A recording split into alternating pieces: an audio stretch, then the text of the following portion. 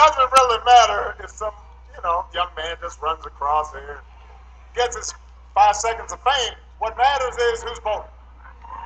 But I'll get back to that later. I had another thing I want to talk about. Let me just say this. There is I do not believe that every Republican elected official thinks the way Donald Trump does. I think many of them do not. Hold on a second. Let me make my point now.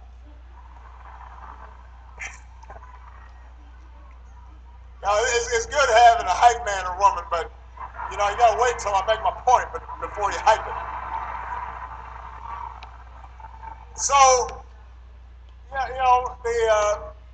the overwhelming majority of Republicans, they love their families, they love this country, they're good and decent people doing all kinds of good things. But what is true is that what is true is that over the last 8, 10, depending on however long you want to say, if you've been only about obstruction, if in order to score political points, you tell your voter base crazy stuff, like, I wasn't born here,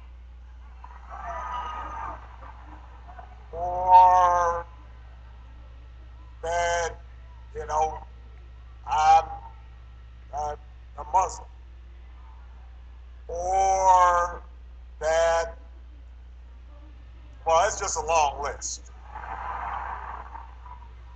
And you just repeat it over and over again. All right,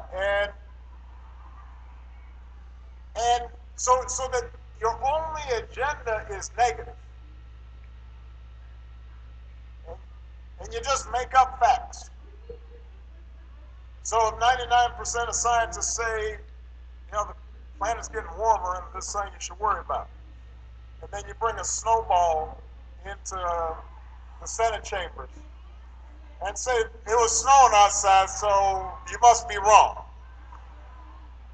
using that as evidence to dispute scientists, then over time what happens is that you produce a nominee who's all about obstruction and insults and makes up his own facts. Now, I don't think that's how the majority of Republicans think, but this is the habits that you get into that create this kind of nominee. And now you find a situation in which the guy says stuff that nobody would find tolerable if they were applying for a job at 7-Eleven.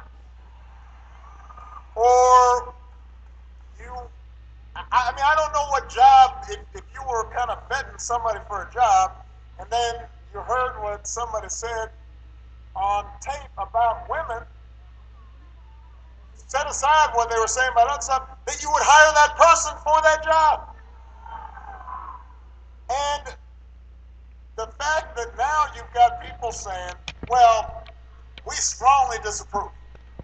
We really disagree. We find those comments disgusting. But we're still endorsing him. We still think he should be president. That doesn't make sense to me.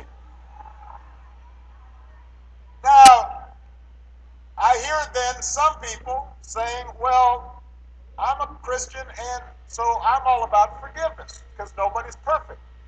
Well, that is true. I'm certainly not perfect. Nobody's perfect. And I too believe in forgiveness and redemption, but that doesn't mean I'm going to elect the person president.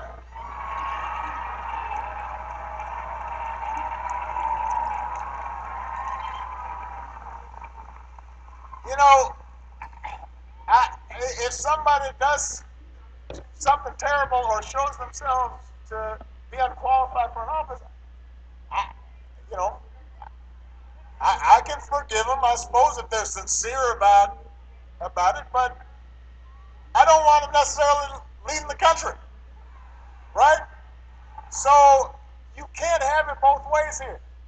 You can't repeatedly denounce what is said by someone and then say, but I'm still going to endorse them to be the most powerful person on the planet and to put them in charge.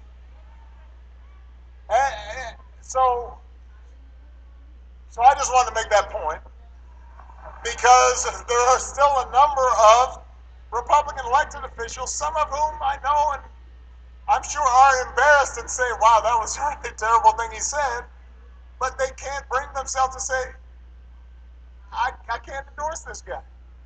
And by the way, why did it take so long for some of them to finally do walk away?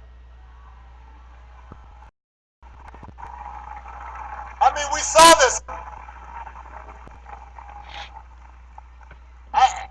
He's been saying really bad stuff for a while now. What did you think? He was gonna he was just gonna transform himself?